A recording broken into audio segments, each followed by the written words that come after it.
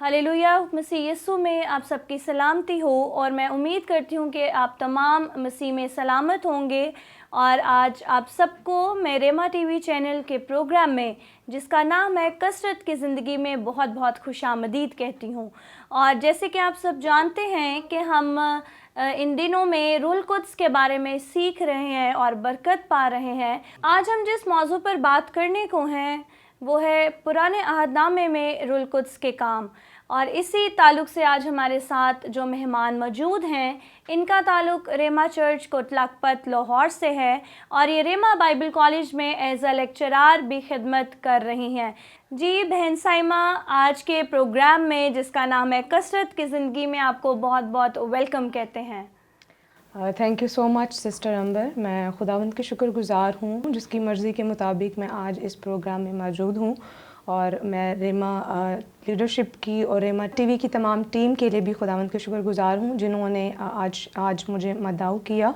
और मेरा ये कभी ईमान है कि जब हम आज इस टॉपिक पर बात करेंगे तो बहुत सी ज़िंदगियाँ इस कलाम के वसीला से बरकत पाएंगी। आमीन, हालेलुया। बिल्कुल सिस्टर, बड़े ईमान से हम इस बात को कह रहे हैं कि ऐसा ही होगा।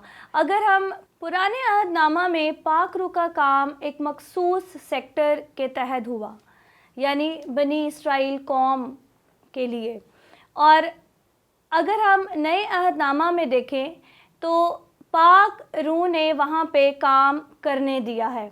और इसी ताल्लुक़ से आज हम बहन से सीखेंगे, हमारे नाज़रीन, आज आप सीखेंगे कि रूहुल कुद्स ने किस तरह से पुराने अहदनामा में काम किया। जी सिस्टर साइमा, हमारे नाज़रीन आपसे ये जानना चाहते हैं कि दुनिया की तख्लीक में पाक रूह का क्या किरदार था। इससे पहले कि तख्लीक के बारे में बात करें, मैं चंद एक इंट्रोडक्टरी बातें आपके साथ शेयर करना चाहूँगी। रूहुल कुद्स तसलीस का तीसरा अकनूम है और हम देखते हैं खुदा बाप, खुदा बेटा और खुदा रूहुल कुद्स। अगर न्यू टेस्टामेंट की बात करें तो नए अहदनामा के अंदर रूहुल कुद्स हमें मुतहरिक नज़र आता है। और फिर रसूलों के अमाल को कहा जाता है कि ये रसूलों के अमाल नहीं है, ये पाक रूह के अमाल हैं। और ओल्ड टेस्टामेंट को अगर हम देखें, जैसे आपने बात भी की कि पुराने अहदनामा में ये खुदा की चुनिंदा कौम के अंदर हमें रूहुल कुद्स जो है वो काम करता हुआ नज़र आता है। सबसे पहले हम देखेंगे कि बाइबल मुक़द्दस में रूहुल कुद्स की टर्म जो है वो कितनी मरतबा इस्तेमाल की गई है। अगर देखें तो तकरीबन 90 से ज़्यादा मरतबा रूहुल कुद्स की टर्म इस्तेमाल की गई है। अगर हम देखें कि अगर एक टर्म जो है वो इतनी ज़्यादा मरतबा इस्तेमाल की गई है तो हम देख सकते हैं कि उसकी अहमियत जो है वो किस कदर ज़्यादा होगी। अब हम देखेंगे कि रूहुल कुद्स है क्या, रूहुल कुद्स के लिए क्या वर्ड यूज़ हुआ है। तो अगर हम ग्रीक में देखें तो पाक रूह के लिए जो ग्रीक में वर्ड इस्तेमाल हुआ है वो है रूआह। मैं दोबारा इसको रिपीट करूँगी, रूआह। रूआह जो है इसका मतलब है एनर्जी, और उर्दू में एनर्जी को तवानाई कहते हैं, ठीक है। और बाइबल मुक़द्दस में जो रूआह की टर्म है ये हमें दो वर्ड्स में नज़र आती है, ठीक है। एक टर्म जो है वो है विंड और दूसरी टर्म जो यूज़ होती है वो है ब्रीथ, ठीक है। हवा को हम नहीं देख सकते लेकिन हवा पावरफुल है। इसी तरह से पाकरू को हम देख तो नहीं सकते लेकिन पाकरू इज़ पावरफुल। पाकरू अपने अंदर बड़ी एनर्जी रखता है, ये ताकतवर है। फिर ब्रीथ की टर्म मैंने आपके साथ शेयर की। ब्रीथ जो है वो हमें ज़िंदा रखती है। इसी तरह से रूहुल कुद्स जो है ये एक इंसान की रूहानी हालत को ज़िंदा रखने के लिए बहुत ज़रूरी है। अब विंड को और ब्रीथ को हम देख नहीं सकते लेकिन हम उसकी प्रेजेंस को महसूस करते हैं, ठीक है। ये दोनों टर्म्स बाइबल में इस्तेमाल हुई हैं रूहुल कुद्स के लिए। इसी तरह से हम रूहुल कुद्स को देख तो नहीं सकते लेकिन पाक रूह जो है वो इनविजिबल है लेकिन उसकी प्रेजेंस हर वक्त और हर जगह मौजूद है। अब आ जाते हैं सिस्टर आपके सवाल की तरफ, तख्लीक में रूहुल कुद्स का काम। पैदाइश की किताब के पहले बाब की पहली आयत में लिखा है कि इब्तिदा में खुदा ने ज़मीन और आसमान को पैदा किया। और फिर जब हम उसकी दूसरी आयत को देखते हैं तो साथ ही लिखा है कि ज़मीन वीरान और सुनसान थी और गहराव के ऊपर अंधेरा था और खुदा की रूह पानियों की सतह पर जुम्बिश करती थी। अब इन दो आयतों के अंदर स्कॉलर्स बयान करते हैं कि कई सालों का वक्फ़ा है, मुद्दतों का वक्फ़ा है। अब वक्फ़ा कैसे है कि पहले खुदा ने ज़मीन और आसमान को बनाया लेकिन अब वो एकदम से दूसरी आयत में हम देखते हैं कि वो सुनसान होगी। वो कैसे सुनसान हुई? اس کے لیے ہمیں یسایہ کی کتاب کے 14ویں باب کی 12ویں اور 15ویں آیت کو دیکھنے کی ضرورت ہے کہ وہ فرشتہ جو خدا کی حضوری کا فرشتہ ہے، جسے لوسیفر کہا جاتا ہے، جب اس کے اندر غرور آیا اور اسے گرایا گیا، تو اس کی گراوٹ کی وجہ سے جو پہلی زمین اور آسمان تھا اس کے اندر ہم دیکھتے ہیں کہ بگاڑ آیا. اور پھر اس کے بعد ہم دیکھتے ہیں کہ خدا کی روح نے پھر کیا کیا، پانیوں کی سطح پر جنبش کی، اور پھر تخلیق کے اندر، زمین اور آسمان کی تخلیق کے اندر پاک روح جو ہے وہ کام کرتا ہوا، اس کو بناتا ہوا ہمیں نظر آتا ہے. اس کے حوالے میں بتاتی ہوں، لیکن وقت کی کمی کی وجہ سے اس کو ریڈ نہیں کریں گے. زبور 33ویں باب کی 6 آیت کے اندر آپ کو اس کا واضح ریفرنس ملے گا. پھر ایوب 26ویں باب کی 13ویں آیت کے اندر آپ اس کو اسٹڈی کر سکتے ہیں، یا آپ کو گہرے طور پر آپ کو اس کے اندر یہ چیز جو ہے وہ مل جائے گی کہ کس طرح سے پاک روح جو ہے وہ زمین اور آسمان کی تخلیق کے اندر نظر آتا ہے. پھر دوسری بات، انسان کی تخلیق. جب خدا نے انسان کو بنایا تو پیدائش کی کتاب کے پہلے باب کی ہی 26ویں آیت میں لکھا ہے کہ ہم انسان کو اپنی صورت اور اپنی شبیہ پر بنائیں گے. اب یہاں پر جو غور طلب بات ہے، جو ہم کا لفظ استعمال ہوا ہے، یہ لفظ جو ہے یہ اپنے اندر ٹرینٹی کو ظاہر کر رہا ہے کہ جب انسان کو بھی بنایا گیا تو اس وقت خدا باپ، خدا بیٹا اور خدا روح القدس، یہ تینوں پرسنالٹیز جو ہیں یہ ہمیں انسان کی ڈیولپمنٹ کرتے ہوئے، اس کی کریشن کرتے ہوئے ہمیں نظر آتے ہیں. ٹھیک ہے. پھر اس کے بعد پیدائش ہی کی کتاب کے 2 باب کی 7ویں آیت میں لکھا ہے کہ جب خدا نے انسان کو مٹی سے بنایا، اور پھر لکھا ہے کہ اس کے نتنوں میں زندگی کا دم ہوگا. اب یہاں پہ جو ٹرم دم ہے، ہم سمجھتے ہیں کہ شاید خدا نے اپنی سانسیں اس کے اندر ڈالی. جو پہلے میں نے آپ کو ہبریو کا ورڈ بتایا، عبرانی کا لفظ روح، وہ ہے پاک روح، یعنی خدا نے انسان کے اندر اپنی روح کو ڈالا. اب انسان کی جو تخلیق ہے، انسان روح، جان اور بدن سے بنا ہوا ہے. آپ نے دیکھا ہوگا کہ جس وقت انسان کی روح اس سے طلب کر لی جاتی ہے تو اس کا جو جسم اور اس کی جو جان اور بدن ہے وہ ڈیڈ ہو جاتا ہے. یعنی انسان کی تخلیق کے اندر ہم دیکھتے ہیں کہ خدا نے اپنی روح کو انسان کی روح کے اندر ڈالا اور انسان جیتی جان ہوا. جی ناظرین، میں امید کرتی ہوں کہ آپ نے سیکھا ہوگا کہ کس طرح سے دنیا تخلیق ہوئی اور پاک روح کا کیا کام تھا. جی ناظرین، تو اب ہم اپنی مہمان سے جانیں گے کہ کفارے میں روح القدس نے کس طرح سے کام کیا. بہت ہی خوبصورت کوسچن سسٹر آپ نے کیا، اور میرا خیال ہے کہ ہمیں اس چیز کو سیکھنے کی بھی ضرورت ہے. اور ہم اکثر دیکھتے ہیں کہ جب بھی کفارے کا ذکر آتا ہے تو ہمارے ذہن میں جو پہلا نام آتا ہے وہ یسوع مسیح کا آتا ہے. بالکل. لیکن کیا ہم نے کبھی اس ٹرم کو سمجھا ہے کہ کفارہ ہے کیا؟ جب میں اس کوسچن کو پریپیئر کر رہی تھی تو میں نے جب اردو لغت کے اندر کفارے کا مطلب دیکھا تو اس کا مطلب تھا گناہ کا بدلہ. اور کلام بیان کرتا ہے کہ خدا کسی کا طرفدار نہیں ہے اور خدا بدی کو دیکھ نہیں سکتا. انسان چونکہ اس قدر گناہ میں پڑ گیا تھا، گناہ اس قدر دنیا میں بڑھ گیا تھا، تو لہٰذا اس گناہ کو ختم کرنے کے لیے خدا نے کیا کیا؟ اس نے انسان کو ختم نہیں کیا. اس نے کیا کیا؟ اس نے اپنے بیٹے پہ اس گناہ کو ڈال دیا. یعنی یسوع مسیح ہمارا کفارہ بنا. یعنی سیدھے الفاظ میں ہم کہیں کہ یسوع نے ہمارے گناہ کا بدلہ دیا. اب ہم چلتے ہیں، چونکہ اولڈ ٹیسٹمنٹ کی بات ہو رہی ہے تو نوح کے دور کی بات کرتے ہیں. جب خدا نے آدم اور حوا کو بنایا، زمین اور آسمان کو بنایا، تو کلام بیان کرتا ہے کہ ہر ایک چیز کیا تھی؟ پرفیکٹ تھی. اور پھر ایک دم کیا ہوا کہ ایک نافرمانی کی وجہ سے جب حوا نے وہ پھل کھایا، پھر آدم نے کھایا، نافرمانی کی وجہ سے گناہ پوری دنیا میں پھیل گیا. انسان کی سرشت کے اندر گناہ سرایت کرنا شروع ہو گیا. اور پھر ایک ایسا دور آیا، نوح کا دور، جب گناہ جو تھا وہ پوری دنیا کے اندر پھیل گیا. اور کلام بیان کرتا ہے کہ خدا کے روح نے کہا کہ اب میں انسان کے ساتھ ہمیشہ مزاحمت نہ کرتی رہوں گی. اردو کی جو بائبل ہے اس میں مزاحمت کا لفظ استعمال ہوا ہے، اور مزاحمت کا ویسے تو مطلب دیکھیں تو اس کا مطلب ہے ممانعت کرنا یا روکنا. لیکن اس چیز کو انڈرسٹینڈ کرنے کے لیے ہمیں انگلش ورڈز کو دیکھنا بہت ضروری ہے. میں اس کو ریڈ کروں گی. وہاں پہ ہے my spirit will not remain with man forever ایور. یعنی پاک روح کہتا ہے کہ میری روح جو ہے وہ انسان کے ساتھ ہمیشہ نہیں رہے گی. پہلے دور میں ہم دیکھتے ہیں کہ انسان کی بڑی لمبی عمر ہوتی تھی. ٹھیک ہے. آدم کی اگر زندگی کو دیکھیں تو 930 سال آدم کی زندگی تھی. پھر اس کے بعد سیت کی زندگی تھی 912 سال. اب خدا نے دیکھا کہ اگر انسان کی اتنی لمبی عمر ہوگی تو کیا گناہ بڑھتا نہیں چلا جائے گا. اور پھر ہم دیکھتے ہیں کہ روح القدس نے کہا کہ اب میری روح انسان کے اندر زیادہ دیر نہیں ہوگی. اور پھر لکھا ہے کہ اب اس کی عمر جو ہے وہ 120 برس ہوگی. اب ہم دیکھتے ہیں کہ گناہ کی وجہ سے انسان کی عمر جو ہے اس کو گھٹا دیا گیا. پھر دوسری بات, نوح کے دور میں پاک روح جو ہے وہ نوح کو راست بازی کے مناد کے طور پہ استعمال کرتا ہے. میں جب اس چیز کو دیکھ رہی تھی تو ایک امیجن کریں کہ ایک شخص ایک طرف کھڑا ہے اور پوری دنیا ایک طرف ہے.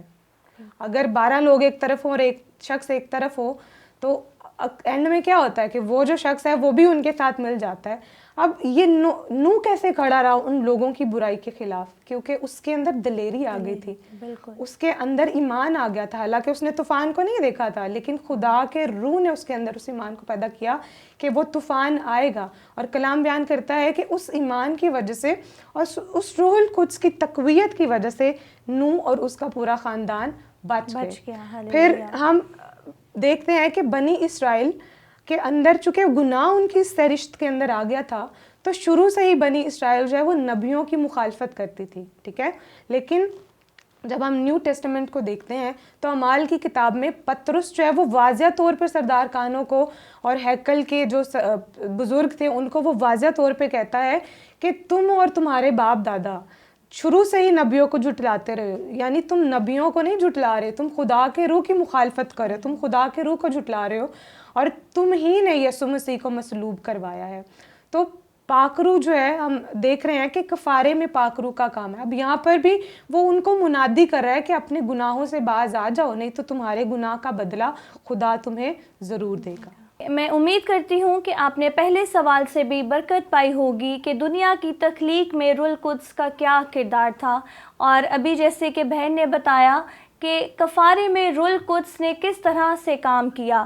اور میں امید کرتی ہوں کہ آگے بھی جب ہم بات کریں گے تو آپ اس پروگرام کے وسیلہ سے اور ان باتوں کے ذریعے سے برکت حاصل کریں گے. جی بہن, آپ نے بہت خوبصورتی سے ہمیں وضاحت دی, تو آگے بھی ہمارے ناظرین آپ سے یہ جاننا چاہیں گے کہ الہام کیا ہے اور کیا پاک روح الہامی طور پر بات کرتا ہے؟ یہ ایک اور بڑا خوبصورت سوال ہے. اور پھر جیسے میں نے پہلے کوسچن میں آپ کو کہا کہ ہمیں اس کو پہلے مطلب کو جاننا بہت ضروری ہے. بالکل. پہلے ہم چونکہ بات کر رہے تھے کفارے میں روح القدس کا کام, ہم نے کفارے کے مطلب کو دیکھا. اب ہم بات کریں الہام میں روح القدس کا کام. جب ہمیں الہام کا پتہ ہوگا تو تب ہی ہم روح القدس کے کام کو جان پائیں گے کہ کس طرح سے پاک روح نے کام کیا.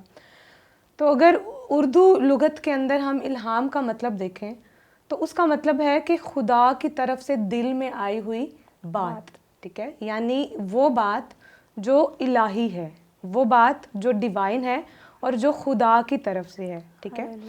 الہام کو سمجھنے کے لیے دوسرا پطرس اس کے پہلے باب کی 21ویں آیت جو ہے وہ یوں بیان کرتی ہے کہ نبوت کی کوئی بات جو ہے وہ آدمی کی خواہش کی طرف سے نہیں ہوتی, ٹھیک ہے, بلکہ وہ روح القدس کی تحریک کی طرف سے ہوتی ہے اور وہ خدا کی طرف سے ہوتی ہے, ٹھیک ہے. اب ہمارے پاس یہ جو کلام مقدس ہے, پیدائش کی کتاب سے لے کے مکاشفہ کی کتاب تک, اس کے اندر لکھا ہوا ایک ایک لفظ جو ہے یہ کسی انسان کی خواہش سے نہیں لکھا گیا. ایک ایک لفظ جو ہے وہ پروفیٹک لفظ ہے, ٹھیک ہے, پروفیٹک ورڈ ہے جو خدا کے الہام سے نبوتی کلام.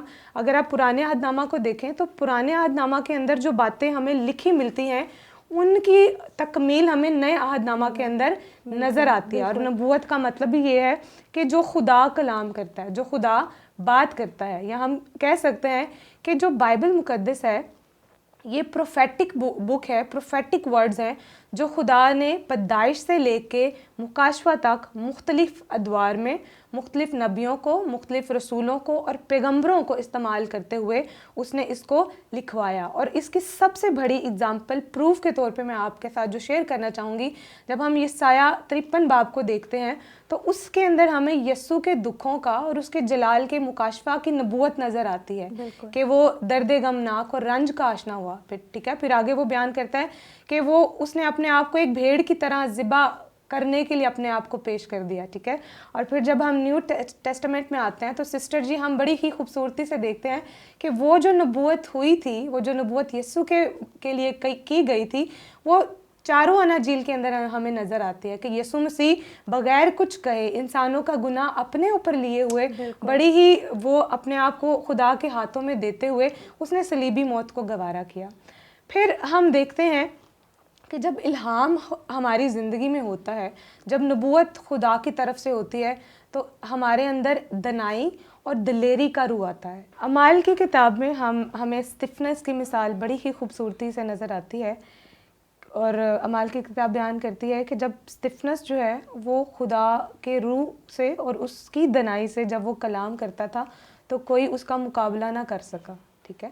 اب جب وہ منادی کر رہا ہے تو اس کے سامنے جو لوگ ہیں وہ بڑے بڑے شرح کے عالم تھے, ٹھیک ہے, اور وہ بڑا علم رکھنے والے تھے, بڑے بڑے سردار کاہن تھے, لیکن خدا کی روح ایسی روح ہے جس کا مقابلہ کوئی بھی شخص نہیں کر سکتا. دنیا کا بڑے سے بڑا عالم جو ہے وہ بھی مقابلہ نہیں کر سکتا.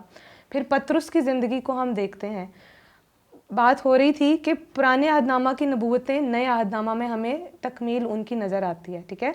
پہلی 4 اناجیل کے اندر یسوع مسیح کی مصلوبیت کا ہمیں واقعہ نظر آتا ہے.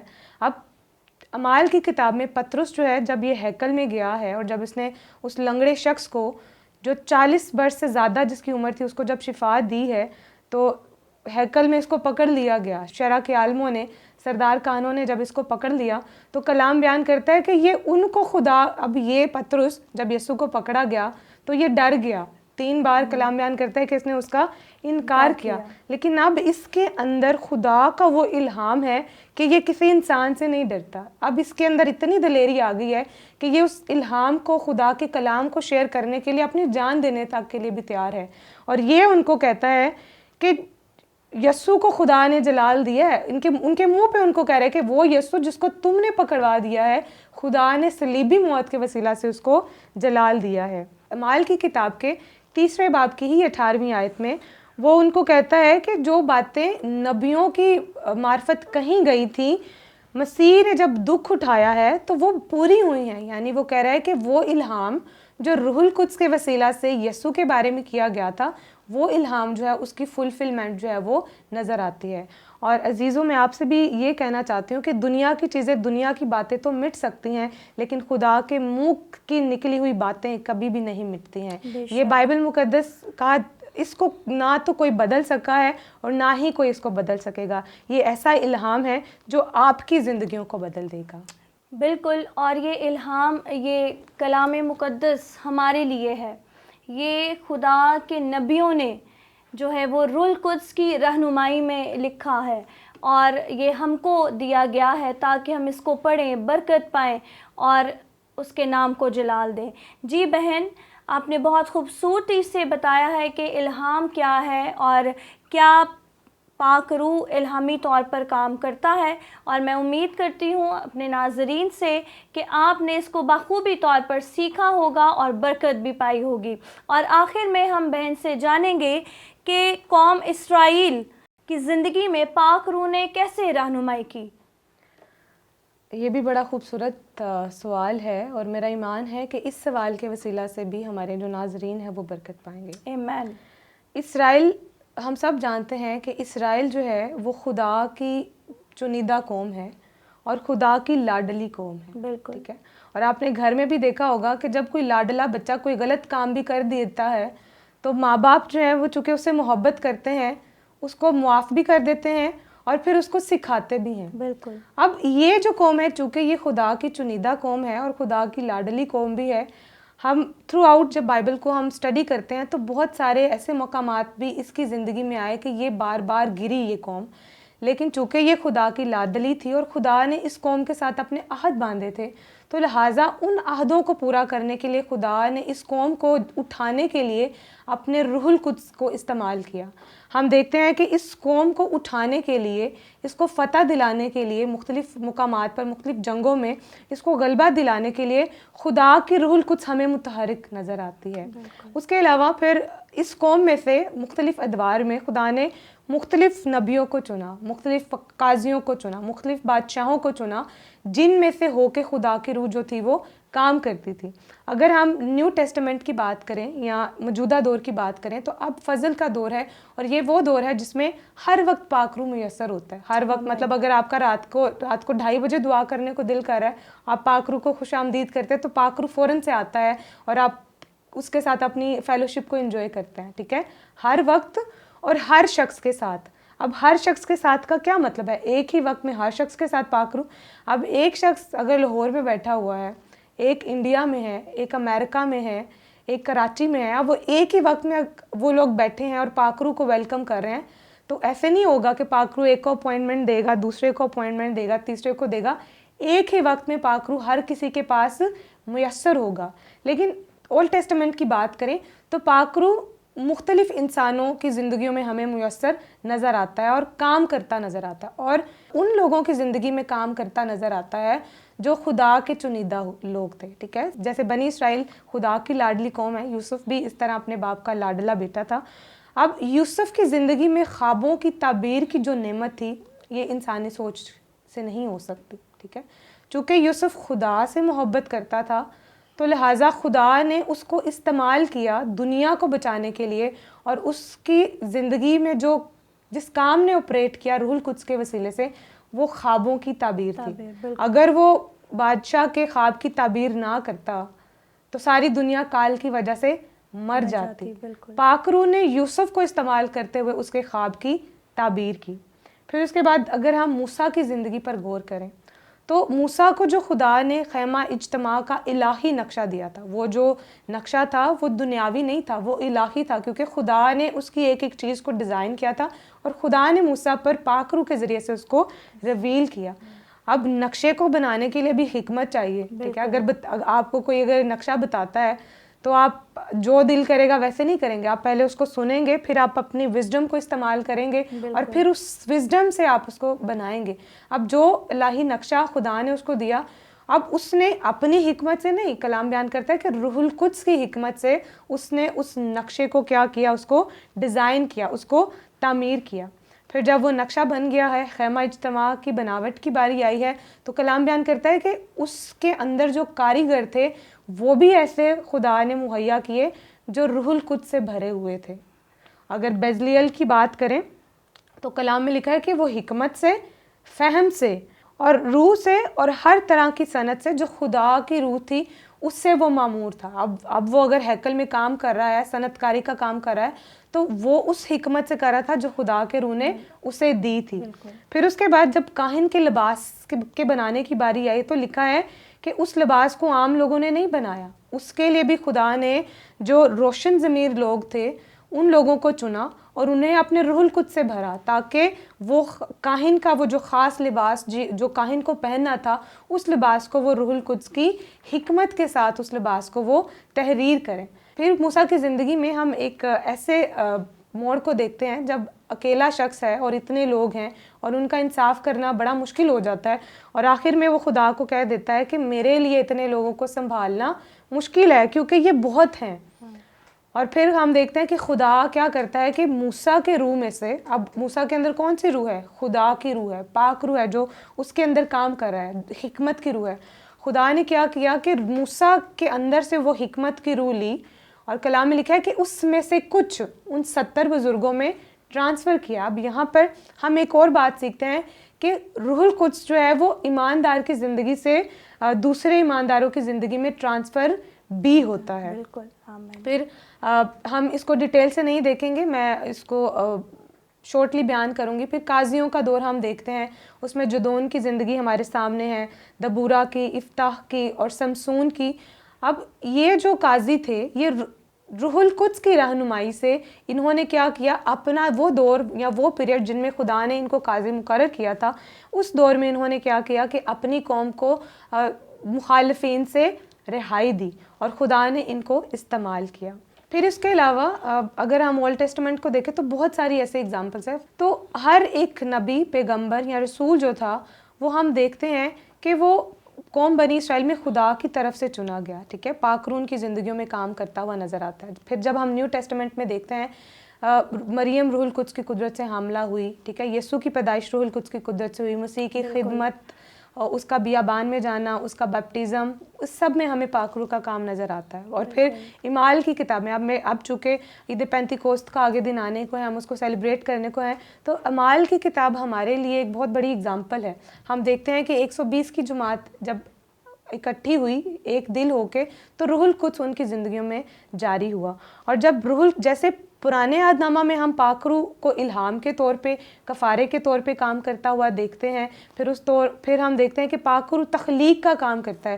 جب یہ روح ایمانداروں کی زندگیوں میں آیا، یسوع کے رسولوں کی زندگیوں میں آیا، تو ہم دیکھتے ہیں کہ جب انہوں نے یسوع کے نام سے کام کرنا شروع کیا تو ان کے الفاظ میں تخلیق تھی۔ یہ صرف حکم ہی دیتے تھے تو لنگڑے تندرست ہونا شروع ہو جاتے تھے، چلنا شروع ہو جاتے تھے، بیمار تندرست ہو جاتے تھے، ان کے سایہ پڑنے سے ہی لوگ جو ہیں وہ شفا پانا شروع ہو جاتے ہیں۔ اب یہاں پر ہم پاک روح کی تخلیقی قوت کو دیکھتے ہیں۔ اگر آپ بھی چاہتے ہیں کہ خدا آپ کی زندگی میں کام کریں تو عزیزو ہمیں روح القدس کو لینے کی ضرورت ہے۔ سسٹر، یہ بہت ضروری ہے، جس دور میں ہم رہ رہے ہیں یہ بے دینی کا دور ہے، اور انسان کو گناہ دبانے کے لیے ہر طرف سے تیار ہے۔ صرف ایک ہی چیز ہے جو ہماری مدد کر سکتی ہے، اور وہ خدا کا روح القدس ہے۔ بالکل بہن، آپ نے بہت خوبصورتی سے ہمیں بتایا، اور واقعہ میں جس طرح سے بنی قوم اسرائیل کے ساتھ روح القدس تھا اور وہ ایک چوزن قوم تھی خدا کی، اسی طرح ہم بھی خدا کے چنے ہوئے ہیں، اور روح القدس ہمیں بھی مہیا کیا گیا ہے۔ کلام میں یہ لکھا ہے کہ روح القدس ہماری رہنمائی کرتا ہے اور یہ ہمارا مددگار ہے۔ ہمیں اس کو اپنے اندر لینے کی ضرورت ہے۔ زیادہ سے زیادہ دعا کیجئے اور اپنے آپ کو عید پینتیکوست کے دن کے لیے تیار کیجئے۔ اگر آپ روح القدس سے خالی ہیں تو آج آپ کے پاس موقع ہے، اپنے آپ کو تیار کیجئے، دعا کیجئے اور اس سے روح القدس مانگیے، تو دیکھیں کہ آپ کو کس طرح سے خدا پاک روح سے بھر دے گا اور آپ اس کے نام کی گواہی دیں گے، اور آپ کی زندگیوں میں، آپ کے وسیلہ سے آپ کے خاندانوں میں ایک جلالی کام ہوگا، ایک ریوائیول پاک روح لے کر آئے گا۔ اور میں امید کرتی ہوں کہ آج اس ایپیسوڈ کے وسیلہ سے، اس پروگرام کے وسیلہ سے آپ نے بہت برکت پائی ہوگی، اور آئندہ بھی امید کرتی ہوں کہ آپ برکت پر برکت پاتے چلے جائیں گے۔ اسی کے ساتھ سسٹر سائمہ، میں آپ کی بہت شکر گزار ہوں کہ آپ شو میں آئے کثرت کی زندگی میں ریما ٹی وی چینل پہ۔ خداوند آپ کو بڑی برکت دے اور اپنے جلال کے لیے اور استعمال کریں، اور آپ روح القدس میں اور بڑھتی چلی جائیں اور ترقی کرتی چلی جائیں۔ اسی کے ساتھ میں آپ سے اجازت چاہوں گی، اور اگر آپ نے ریما ٹی وی چینل کو سبسکرائب نہیں کیا تو نیچے بیل کے آئیکن کو پریس کریں تاکہ ریما ٹی وی کی ویڈیوز اور نوٹیفیکیشنز آپ تک پہنچ سکیں، اور آپ اس پیغامات کے ذریعے، اس پروگرام کے ذریعے برکت پر برکت پاتے چلے جائیں اور خدا کا نام عزت اور جلال پائے۔ God bless you all.